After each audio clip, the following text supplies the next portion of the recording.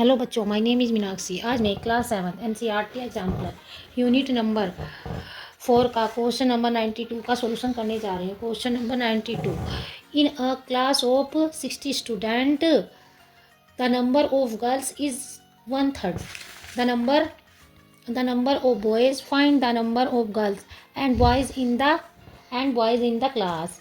एक क्लास में 60 स्टूडेंट है। 60 स्टूडेंट की एक क्लास है। तो नंबर ऑफ बॉयज़ के जो नंबर हैं, बॉयज़ के नंबर से जो गर्ल्स हैं वो 1/3 है। गर्ल्स कितनी है? 1/3 बॉयज़ के नंबर से। Find the number of girls and boys in the class. तो तुम्हें गर्ल्स और बॉयज़ की क्लास में बॉयज़ और गर्ल्स के नंबर फाइंड करने हैं। तो हम इसमें क्या करते हैं, गर्ल्स तो हमें दी है 1/3 इसकी बॉयज़ की, पर हमें बॉयज़ के नंबर मालूम नहीं है। तो बॉयज़ के नंबर हम क्या कर सकते हैं? लेट कर सकते हैं। क्या कर सकते हैं? बॉयज़ के नंबर लेट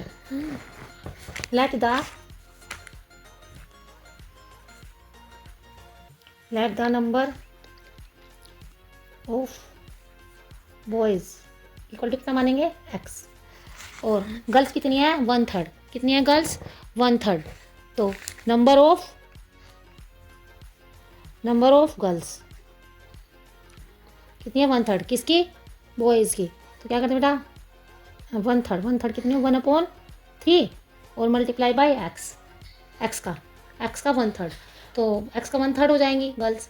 तो क्या हो जाएगी? अब जब x यहाँ पर हमारा मल्टीप्लाई ऐसे होता है तो हम हमेशा न्यूमिनेटर में मल्टीप्लाई करते हैं, डिनोमिनेटर में मल्टीप्लाई कभी नहीं करते। तो हम न्यूमिनेटर में मल्टीप्लाई करेंगे। क्या हो जाएगा? x/3। क्या हो जाएगा? x/3। अब x/3। तो गर्ल्स कितनी हो गई हमारी? x/3। अब हम इसने कहा है कि जो कुल टोटल स्टूडेंट कितने हैं क्लास में? 60 हैं।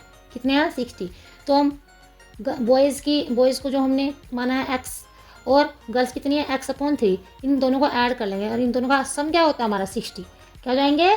60, क्योंकि ये बॉयज़ और गर्ल्स मिला के ही तो टोटल स्टूडेंट 60 हुए। तो इन दोनों को ऐड कर देंगे, बॉयज़ और गर्ल्स को, और इक्वल टू क्या कर देंगे? 60, क्योंकि इन कुल स्टूडेंट कितने हैं? 60, इसलिए।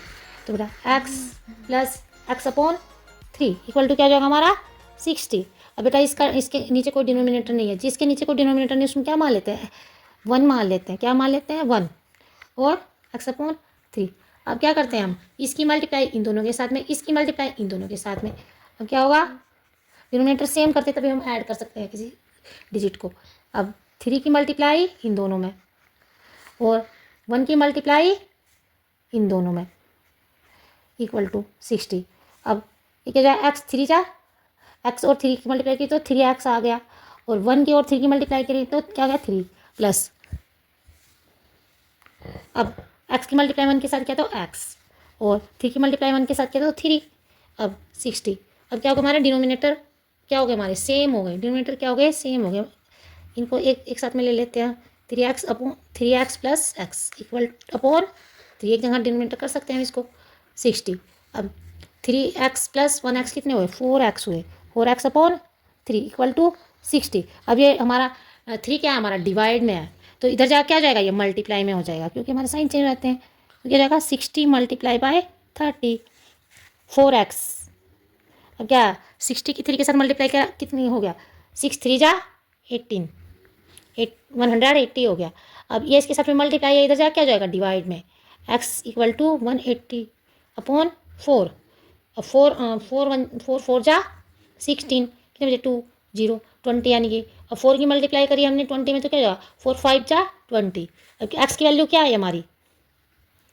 45। नंबर ऑफ गर्ल्स कितनी हुई? सॉरी बेटा, नंबर ऑफ बॉयज़ कितने हुए हमारे? नंबर ऑफ बॉयज़ कितने हुए? x equal to 45। x equal to 45। अब नंबर ऑफ गर्ल्स कितनी है हमारी? x/3। Number of